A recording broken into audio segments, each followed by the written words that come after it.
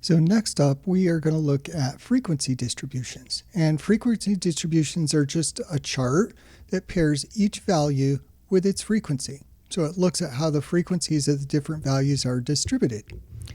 A relative frequency distribution is going to be a chart that pairs each value with its proportion or percent.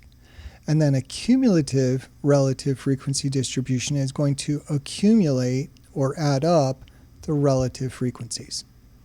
So let's examine how to do this by looking at an example. We want to form an ungrouped, that means we're just looking at individual numbers, not groups, frequency distribution for this data. So I've listed the data values here. There's only numbers 0 through 7. And I've included some data if it's in between 0 and 7, even though it doesn't have some frequency or has 0 frequency. So zeros here, I see 1, 2 zeros. So 0 has a frequency of 2. Ones, 1, 2, 3, 4, and 5. Twos have a frequency of 1, 2, 3. Threes, I see 0 threes. So 3 has a frequency of 0. 4, we've got 1, 2. Fives, 1, 5. There are no 6s in the list, and then there's 1, 7 that's left. So frequency of 0, frequency of 1. Now these frequencies have to add up to 100% of the data, and that 100% is just going to be the sum of these values. So we've got 7, 10, 12, 13, 14 values. So 100% of the data here is a total frequency of 14, total of frequencies. Now to find the relative frequency, we're just going to take each one of these numbers and divide it by 14. So we're going to do 2 divided by 14, 5 divided by 14,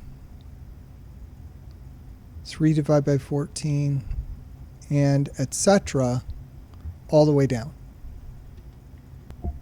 So I found these on the calculator. I got 0.14 to 2 decimal places for 2 14ths, for 5 14ths, 0.36, for 3 14ths, 0.21. Of course, 0 out of 14 is 0, or 2 14ths again, 0.14, 1 14th here, 1 divided by 14, 0.07, a 0, and another 0.07. And when you add all of these up, you get 0.99, which is approximately equal to 1, which is 100%. So your relative frequency column should always total to 1 or 100%, approximately. And then your cumulative relative frequencies, well, you accumulate the frequency of 0, you just get 0.14. And then the cumulative frequency of zeros and ones, you'll just add these two frequencies here. So this is going to be 0.14 plus the 0.36, which is 0.50. And then to get the third cumulative frequency, you add up the first 3 frequencies. Well, we've already got the first 2 here, 0.50, and then we'll add on the third, 0.21. And so our third cumulative frequency is 0.71. Add a 0 to that, still 0.71. Add 0.14. So you just keep adding one more frequency. So that's 0.85. Add 0.07 to 0.85. Will give us 0.92. Add a 0, still at 0.92. And then 0.92 plus our last frequency here of 0.07 is 0.99.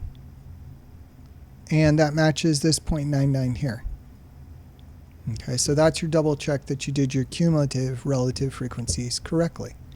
So the frequency distribution, relative frequency distribution, you'll add one more column.